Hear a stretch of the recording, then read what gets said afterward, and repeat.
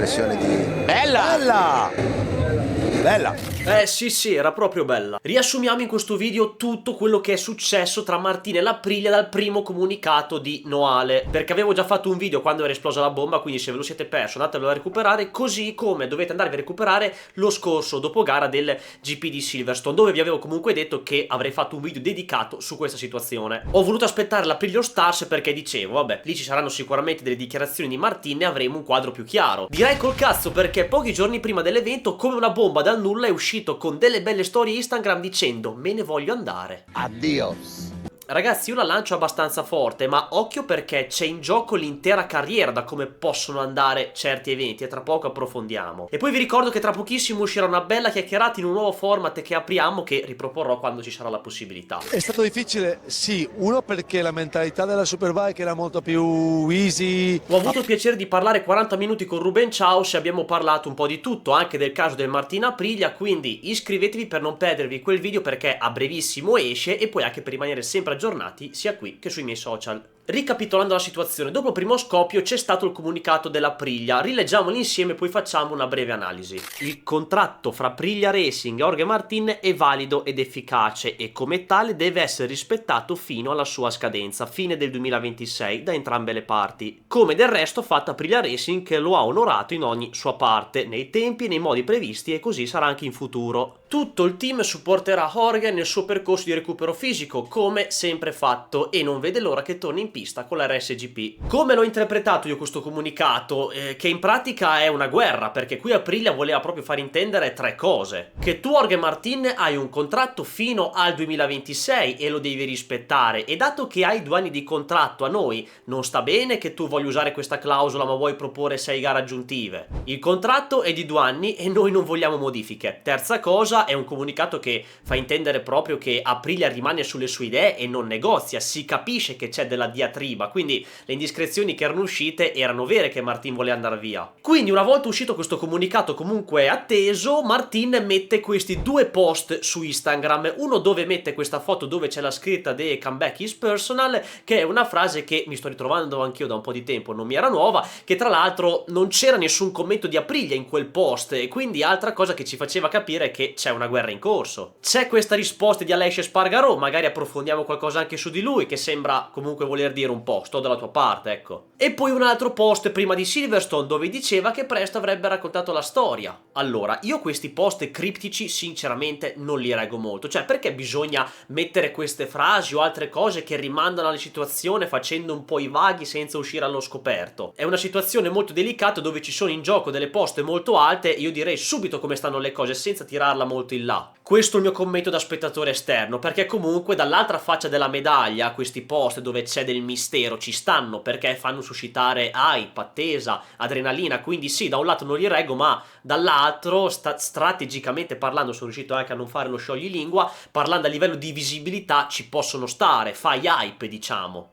E poi la doccia gelata di Silverstone. Questa ragazzi è stata proprio bella. Io se fossi stato un dirigente di Aprilia avrei proprio detto Tovet la prendi nel culo. Perché vedere l'Aprilia vincere con Martin che vuole andare via è proprio quel paradosso che alcuni non volevano che accadesse. Poi come vi ho già detto nello scorso dopogara, io penso che il weekend di Silverstone è stato particolare, anche se non ha piovuto, c'era vento, c'era freddo, Silverstone è un circuito Aprilia, quindi non devono cantare vittoria. La RSGP ha le sue lacune, è una pista favorevole come Silverstone, ha nascosto molte cose, tipo che con le temperature basse va forte, quindi una rondine non fa primavera, sicuramente è un'iniezione di fiducia e rivincita, però vediamo già da Aragon come andrà la situazione. Massimo Rivola poi sgancia comunque subito a fine gara una bella stoccata. Spero che questo sia anche un bel messaggio per Jorge, che abbiamo una moto che può vincere e ovviamente può vincere anche con lui, e quindi speriamo di riabbracciarlo presto. Ci sta, non possono di certo star zitti e subire, perché Aprilia in tutta questa situazione ha ricevuto un bel danno d'immagine e anche dal lato comunicativo, senza considerare il risultato in sé, è giusto dire Jorge, la nostra moto può vincere. E quell'intervista post gara ci ha proprio dato la conferma che Martin volesse andare via dalla Aprilia, perché uno magari non ci vuole credere perché non si fida dei giornali, poi se arrivano le principali testate a dirlo e soprattutto non ci sono smentite, la questione è vera già dall'inizio. Il giovedì dopo Silverstone poi arriva il comunicato di Martin tramite le storie Instagram e andiamo a vedere i punti salienti. In nessun momento ho violato il contratto. Quando lo abbiamo firmato ho concordato con Aprilia che se non si fossero verificate determinate circostanze mi sarei riservato il diritto di decidere il mio futuro per il 2026. Questa fu una condizione essenziale per accettare la proposta di contratto che mi offrivano in quel momento. Quando l'anno scorso ho preso la decisione di cambiare marca, una delle mie premesse era avere la possibilità di provare la moto in circostanze reali e comprendere la sintonia con il team e la sua metodologia di lavoro. In questo modo poteva sentirmi a mio agio firmando per 2 anni invece di 1 e per questo includemmo tale condizione. Di fronte alla situazione di dover prendere una decisione a una data che mi è stata stabilita da contratto, ho deciso di esercitare il mio diritto a liberarmi per la stagione 2026. Purtroppo le circostanze accadute come conseguenza delle cadute, sebbene sia vero che non influiscono su quanto accordato, hanno comunque condizionato questa fase. È per questo che sono sempre stato aperto al dialogo con Aprilia per estendere questo periodo a un numero determinato di Gran Premi, a partire dal mio ritorno alla competizione. Tutto ciò con l'obiettivo che entrambe le parti possano darsi una seconda opportunità e sentirsi a proprio agio prima di prendere una decisione in vista del 2026. L'unica cosa che chiedo è che si rispetti la mia volontà e lo spirito di ciò che abbiamo concordato a suo tempo con Aprilia. Non c'è né conflitto né rimproveri. Quindi siamo proprio due poli opposti. Martin non vuole tornare indietro e penso proprio che il rapporto, se già prima era freddo, ora è proprio ghiacciato. E dunque arriviamo al presente. Io ho aspettato a fare il video perché dopo il comunicato di Martin mi sarei aspettato un comunicato dell'Aprilia entro il giorno dopo minimo, però non è arrivato e ho detto vabbè, allora aspettiamo l'Aprilia All Stars a questo punto. E ragazzi, ha fatto stranissimo vedere Martin lì in mezzo, vedere il tuo pilota che vuole andare via all'evento più importante dell'azienda, molto imbarazzante devo dire. E come dicevo prima, tutto questo non giova neanche tanto all'Aprilia perché è un bel danno d'immagine, sia da quando è uscita la bomba, sia il racconto di Martin pochi giorni prima dell'All Stars. Ovviamente non lasciano trasparire molto alle interviste, però ci fanno comunque capire che entrambi rimangono sulle loro idee. Adesso non è che posso dire tanto su questo, io ho fatto il comunicato, ho spiegato quello che penso, Aprilia ha fatto il suo e adesso dobbiamo mettere un po' di cose insieme e vedere come va il futuro. Alla fine in qualche modo sarà risolvibile, però adesso l'importante è che già abbiamo detto quello che dovevamo dire, già abbiamo parlato, adesso bisogna centrarsi qua nelle Stars e provare a divertirsi perché questi giorni sono così e dopo lunedì vediamo cosa possiamo fare. Io la mia idea ce l'ho molto chiara, l'ho espressa fin dall'inizio e vado avanti con quella. Sicuramente stare in mezzo alla gente, capire che c'è comunque tanto tifo, tanta famiglia, tanto seguito, sposta la discussione su un piano diverso, però io sono sempre ottimista. Chissà se magari l'atmosfera dell'Aprilia All Stars faccia cambiare idea a Martin, perché comunque è stato accolto bene, nei commenti sui social almeno. E io penso, anticipando il mio parere che poi approfondisco alla fine, che è una decisione presa soprattutto per il momento difficile, secondo me. E decisioni in quei frangenti non vanno mai prese perché non sei molto lucido ed è facile prendere decisioni sbagliate. Tanto la situazione è sempre questa, Martin vuole andare via o comunque anche dopo l'All Stars con queste dichiarazioni comunque secondo me l'idea è sempre quella. Il comunicato dello spagnolo era prevedibile e non ha tutto questo granché di clamoroso, ormai non si tornava più indietro sin dalla prima bomba. Martin va detto che lui ha il diritto di esercitare la clausola, se c'è ed è scritta, firmata nel contratto, lui può uscirne e ha il diritto di rompere il contratto e voi direte è poco umano, è uno stronzo, è un folle, ok, ne parliamo dopo, però lui può uscire, i contratti sono fatti anche per essere rotti. Ma non è una novità questa della clausola delle prestazioni, guardate questa clip del manager Simone Battistella, quello di Dovizioso e Bautista in primis, in un video con Zamagni. Allora, è una clausola che ci sta, c'è in alcuni contratti, soprattutto nei contratti in cui ci sono dei dubbi sulla performance o del pilota, quindi la squadra impone queste clausole se vuole tenere sotto pressione il pilota o comunque avere uno svincolo anticipato rispetto al secondo anno o al terzo anno di contratto, quello che è. Oppure del pilota se è forte nella negoziazione, e Martin lo era nel momento in cui hanno firmato, perché naturalmente era il pilota che andava comunque a fare o primo o secondo nel mondiale quando hanno firmato, no? E l'anno scorso. E quindi il pilota dice, beh, qualche dubbio posso averlo sulla performance, sullo sviluppo, sul futuro della squadra, quindi voglio avere uno svincolo. Lo svincolo può essere tramite una penale, quindi si stabilisce una cifra per cui una delle due parti si libera dal contratto e pagando la penale. Difficile per contratti così grossi stabilirlo a priori, no? Perché non riguarda solo l'investimento relativo al salario del pilota, ma ci sono anche tanti aspetti marketing, di immagine, quindi di solito è una cosa che non si fa con piloti di alto livello perché è difficile stabilire una cifra. Però che cosa significa la performance del team è complicato da stabilire, nel senso che se il pilota nella clausola può svincolarsi qualora non abbia lui con la sua moto raggiunto certi risultati, è evidente che in questo caso il pilota non ha corso.